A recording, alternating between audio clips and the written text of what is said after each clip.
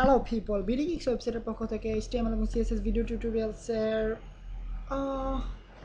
কত নম্বর ভুলে গেছি, সম্ভবত 27 আর 28। এনিওয়েজ, আপনারা দেখে নেবেন নাম্বারটা। যদিও আমি প্রত্যেক ভিডিও দেখার আগে শুরু করার আগে এই নাম্বারটা দেখে নিতে পারি, কারণ আমার কাছে সিরিয়াল ভিডিওগুলো সেট করা আছে। বাট আমি তা না করে কেন যেন শুরু করে দিই এবং আপনাদেরকে প্রত্যেকবার জিজ্ঞেস করি কত নম্বর ভিডিও, আমার মনে নেই, আপনারা মনে করে নেবেন। এনিওয়েজ, মাফ করে দেবেন আমার, এবং আমি সত্যি সরি। বাট নেক্সট ভিডিও টিউটোরিয়ালগুলোতে আমি এরকমই করে যাবো এবং আপনাদেরকে এটা সহ্য করতে হবে, কিছুই করার নেই। সো আজকের ভিডিও টিউটোরিয়াল আমরা শিখতে চাচ্ছি কীভাবে, হ্যাঁ, পজিশনিং সম্পর্কে আমরা লাস্ট ভিডিও টিউটোরিয়ালের কথা বলতেছিলাম। সো আজকে ভিডিও টিউটোরিয়ালে আমরা পজিশনিংয়ের লাস্ট পার্টটা শিখবো, সেটা হচ্ছে ফিক্সড পজিশনিং। সো ফিক্সড পজিশনিংটা হচ্ছে বেসিক্যালি একটা ডিফারেন্ট টাইপের পজিশনিং। আই মিন রিলেটিভ অথবা অ্যাবসলিউট থেকে একটু ডিফারেন্ট টাইপের। আই মিন আপনাদেরকে অলরেডি অ্যাবসলিউট এবং রিলেটিভ পজিশনিং দেখানো হয়েছে। সো আমরা এখানে দেখতে পাচ্ছি একটা রিলেটিভ পজিশনিংয়ের অ্যাপ্লিকেশন অথবা রিলেটিভ পজিশনের একটা ইউজ আমরা দেখতে পাচ্ছি এখানে। সো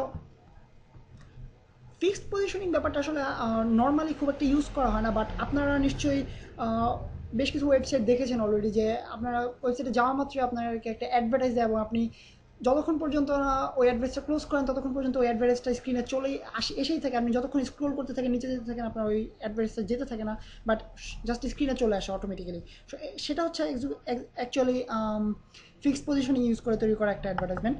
সো বেসিক্যালি আমরা ধরা যাক আমাদের কাছে একটা ধরা যাক আপনাকে অনেকগুলো কপি তৈরি করা যাক, আর আমি আইডিটা ক্যান্সেল করে দিই। অনেকগুলো কপি তৈরি করি প্রথমে।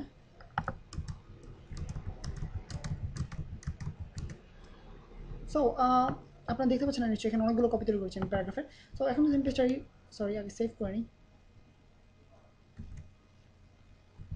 সো আপনারা দেখতে পাচ্ছেন অনেকগুলো লেখা চলে আসছে এবং আমরা রিলেটিভ পজিশনিং ইউজ করার ফলে একটার উপর একটা ওভাররাইডেড হয়ে গেছে। সো এখন যদি আমি আরও কিছু অর দরকার নেই আসলে। সো আপনারা দেখতে পাচ্ছেন আমি যদি স্ক্রোল করি নিচে নামি, সো সেই ক্ষেত্রে আমার নিচেরগুলো আমি দেখতে পাচ্ছি এবং আরও কয়েকটা কপি তৈরি করলে আপনাদেরকে এক্সাম্পলটা দিতে সুবিধা হবে।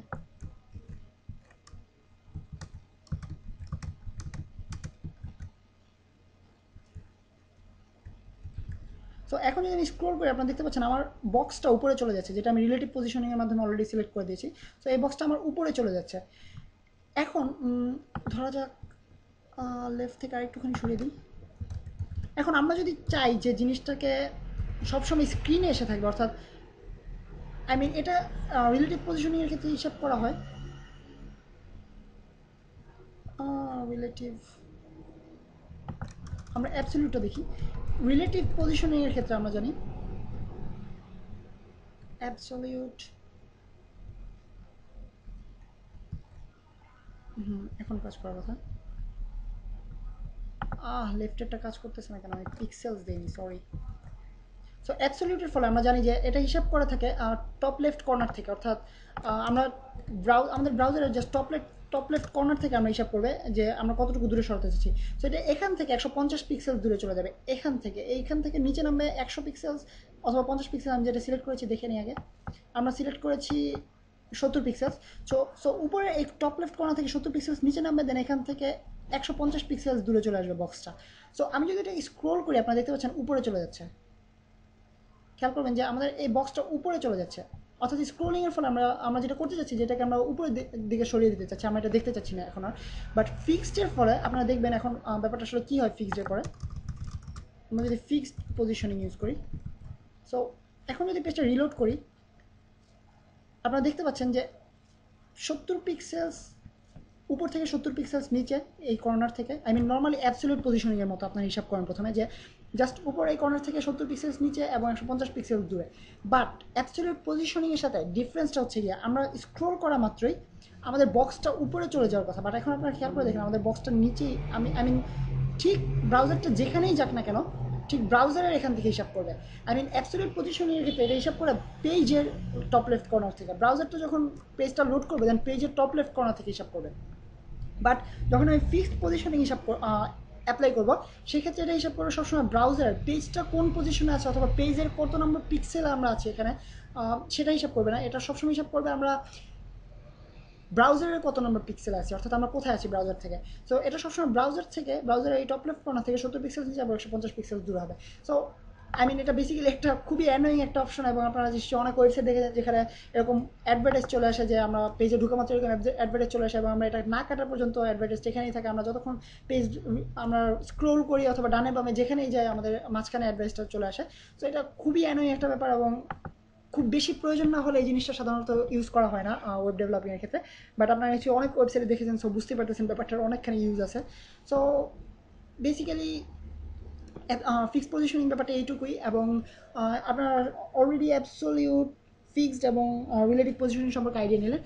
আর ফিক্সড পজিশনিংয়ের ক্ষেত্রে একটা মজার ব্যাপার আমি একটা ওয়েবসাইটে একটা টিউটোরিয়াল দেখার সময় শিখেছিলাম। সেটা হচ্ছে আই মিন খুবই অ্যানোয়িং একটা ব্যাপার, বাট আপনারা নিশ্চয়ই মজা লাগতে পারে। 1 pixels and gray, এবং আমি এটা যদি ব্ল্যাঙ্ক করে দিই আপনারা দেখতে পাবেন মজাটা কোথায় হয়। তো এখন যদি আমি পেজটা রিলোড করি, আপনারা দেখতে পাচ্ছেন এখানে একটা ছোট্ট একটা গ্রে কালারের একটা আই মিন বিন্দুর মতো আছে। সো এই স্পটটা আই মিন আপনি যখন স্ক্রোল করবেন আই মিন আপনার মনে হবে যে ওয়েব পেজের প্রবলেম মনে হয়। সো আপনি যখন স্ক্রোল করবেন তখন দেখবেন এখানে তবুও রয়ে গেছে।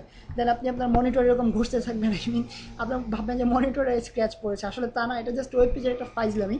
সো আমি জাস্ট আই মিন আমি একটা টিউটোরিয়াল এটা দেখেছিলাম এবং খুবই মজা পেয়েছি, সো ভাবলাম আপনাদের সাথে শেয়ার করা যাক। সো বেসিক্যালি আমাদের টিউটোরিয়ালটা এই পর্যন্তই, অর্থাৎ আমরা পজিশনিং সম্পর্কে টোটাল আইডিয়াটা আমরা পেলাম, এবং কীভাবে পজিশনিং ইউজ করে আমরা আমাদের ওয়েব পেজকে আরও অর্গানাইজড এবং আরও কুল এবং চরম করতে পারি সে সম্পর্কে আইডিয়া নিলাম। সো নেক্সট টিউটোরিয়ালে আপনাদের সাথে অন্য একটা টপিক নিয়ে কথা হবে। আমি এখন শিওর না আসলে কী টপিক নিয়ে কথা বলা যায়। সো নেক্সট টিউটোরিয়াল পর্যন্ত আপনাদেরকে ওয়েট করতে হবে, এবং আশা করি আমার নেক্সট টিউটোরিয়াল দেখবেন, এবং সেই পর্যন্ত সাইন অফ করতেছি আমি ফয়সাল আহমেদ ফ্রম